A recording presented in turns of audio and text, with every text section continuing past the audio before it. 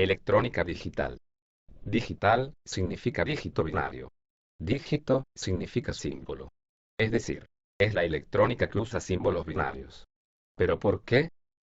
Primero hagamos un poco de historia.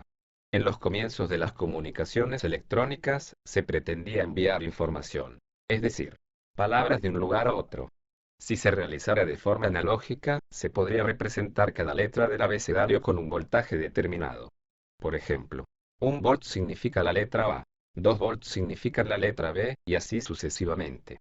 Lo interesante es que, como se pueden obtener infinitos voltajes, como 1,1, 1,11, etc., se podrían reemplazar infinitos símbolos como letras, números, caracteres como el asterisco o la arroba, etc. El problema es que, cuando se coloca este voltaje en un cable largo, como de una cuadra a la otra, lo que serían 100 metros, el cable actúa como si fuera una resistencia, quedándose con algo del voltaje que se envía. Entonces, el receptor, en vez de recibir 2 voltios que se envían, terminaría recibiendo mucho menos. Imagínense si al receptor le llegaran 1,5 voltios. ¿Cómo lo debería tomar? ¿Como una letra A? ¿O como una letra B? El resultado es una confusión y un error en el mensaje. Pero alguien pensó, ¿y si en vez de usar valores analógicos, los cuales resultan poco confiables, mandamos datos digitales, los cuales son discretos? Se optó por elegir valores de todo o nada, como prendido y apagado.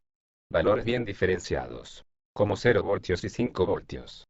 También se definió un rango de error teniendo en cuenta el problema de la resistencia de los cables. Hoy en día existen varias tecnologías: la TTL, la CMOS y la HC.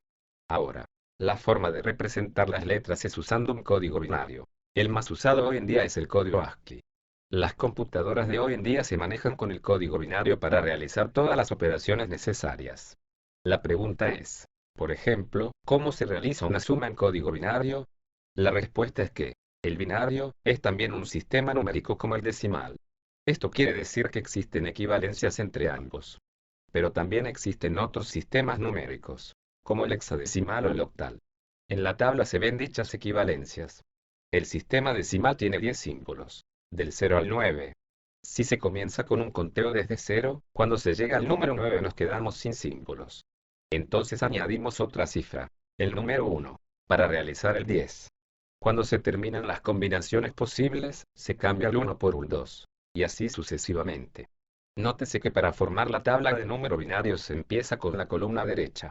Se intercambian una sola vez los unos y ceros. En la segunda se repiten 2 veces, es decir, el doble. En la tercera se repiten el doble del anterior, es decir, 4 veces. Y así sucesivamente. Existe una fórmula para saber cuántas combinaciones se pueden obtener para un sistema numérico.